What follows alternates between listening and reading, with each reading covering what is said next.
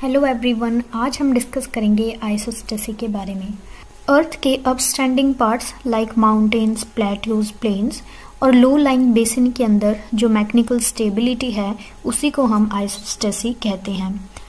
Isostasy word को एक German word आइसोस्टेसियस से डिराइव किया गया है and isostasy was first proposed by Dutton in 1859। इस वीडियो के अंदर हम अलग अलग साइंटिस्ट के द्वारा आइसोस्टेसी के बारे में जो कॉन्सेप्ट दिए गए हैं उनको डिस्कस करते हैं। सबसे पहले हम स्टार्ट करेंगे एरी से। उनके अकॉर्डिंग जो लैंड पर कॉलम्स जो हैं उनकी डेंसिटी डिफरेंट है। जैसे कि माउंटेन्स, प्लेट्यूज, प्लेन्स, ये सब जो हैं इनकी डेंसिटी एकदम अलग है। जो माउंटेन है वो कम डेंस है, इसकी वजह से उनकी जो हाइट है वो ज़्यादा है और उनकी डेप्थ कम है। और वहीं जहाँ पर डेंसिटी ज़्यादा है वहाँ पर हाइट कम होगी और डेप्थ ज़्यादा होगी। उनके अकॉर्डिंग सियाल लेयर जिससे हमारी क्रस्ट बनी हुई है वो लाइट मटेरियल से बनी हुई है, जिसकी वजह से क्या होता है कि ये जो सियाल लेयर है ये सीमा के ऊपर फ्लोट कर रही है। तो मतलब कि हमारी जो क्रस्ट है वो कम डेंस है और जो नीचे वाली लेयर है वो ज़्यादा डेंस है, इसी की वजह से हमारी क्रस्ट उसके ऊपर फ्लोट कर रही है।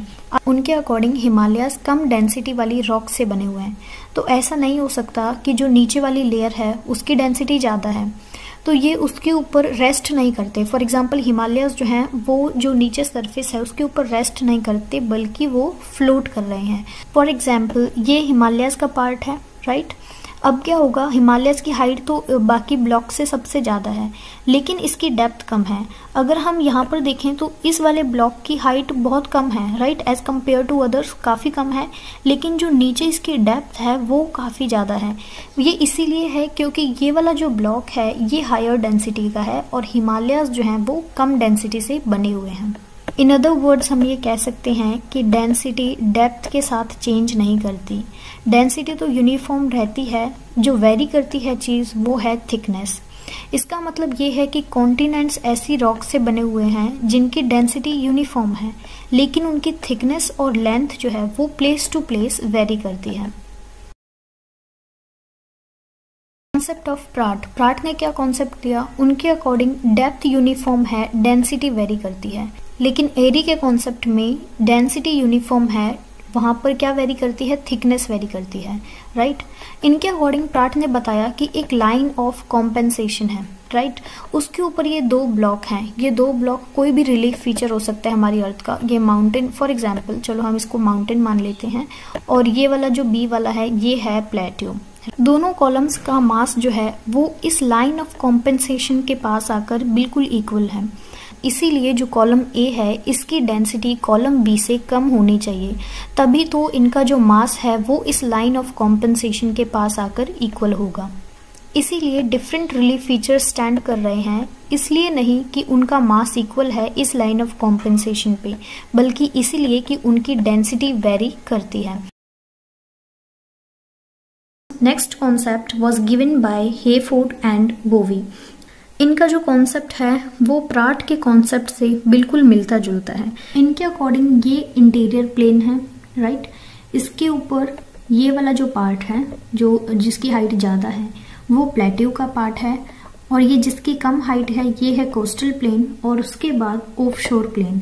तो मतलब कि इनकी जो हाइट है वो उनकी डेंसिटी पर डिपेंड करती है, लेकिन इनकी डेप्थ इस लाइन ऑफ कॉम्पेंसेशन तक होगी, और जो इनकी हाइट है वो इनकी डेंसिटी पर डिपेंड करती है। ये कॉन्सेप्ट था हेफोर्ड और बोवी का।